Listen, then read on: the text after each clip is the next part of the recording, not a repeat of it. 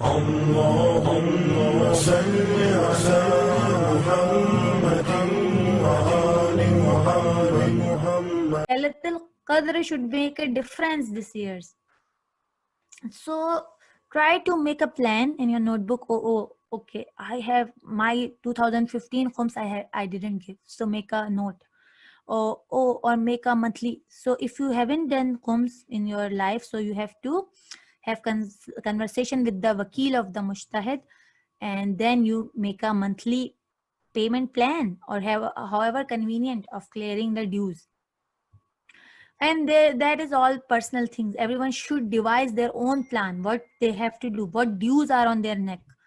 If we just sit and don't do anything and just Laylatul Qadr will pass, then we will remain the same. There is no drastic change. Lot of Ramadan come and go, lot of Laylatul Qadrs come and go, and we are the same. And then we say, oh, there is no spiritual increment. Why? Not increment in our iman, not increment in our spirituality. Why?